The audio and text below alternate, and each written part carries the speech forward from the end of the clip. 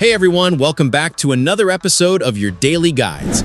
Version 4.3 finally puts Mortenax Blade on the banner, and honestly, his kit looks way more layered than I expected at first glance. All the timestamps are down in the description if you want to skip ahead to your favorite part, and if you haven't already, make sure to join the Discord. To start off, Blade is a fire nihility unit, but he doesn't play like the usual debuff-focused setup where you just apply effects and wait for damage over time to tick in. His entire rotation revolves around building charges through teammate attacks, then converting those charges into follow-up attacks and extra ultimate activations, so the team around him matters a lot more than people probably assumed initially. His ultimate also changes the pace of the fight because it creates a field effect that weakens enemies while upgrading his own abilities at the same time. Once that field goes up, his kit starts chaining together much faster, especially when allies attack frequently enough to keep feeding him charges. There's also an extra reward tied to pulling him. If you get Blade during the patch, the game unlocks a special Karmic Fire outfit for both versions of the Trailblazer,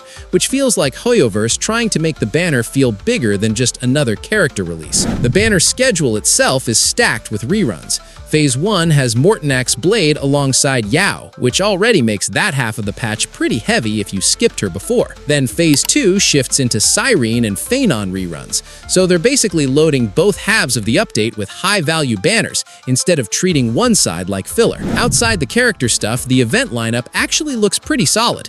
Event Amusement Park seems to focus on a creative building-style mode rather than pure combat, which should at least break up the usual patch routine a bit. Pixel Plane Rumble is also coming back, and that event already had a lot of people hooked the first time because of the arcade shooter format.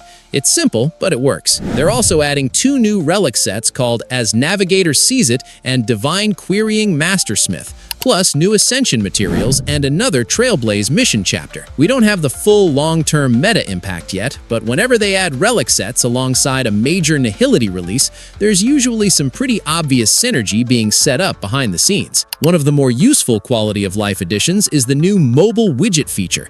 Players can check certain in-game information directly from their phone home screen without opening the game itself, which honestly should have existed earlier considering how often people log in just to track stamina or assignments. Rin Tasika joins as a 5-star Quantum Erudition character, while Gilgamesh comes in as a 5-star Lightning Destruction unit. The craziest part, though, is the free reward during the collab.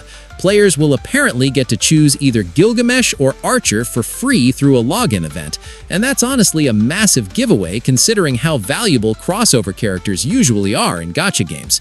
But what do you think? Let me know your thoughts in the comments below. If you enjoyed this breakdown and found it helpful, make sure to like and subscribe for more. Thanks for watching, take care, and I'll catch you in the next one. Peace.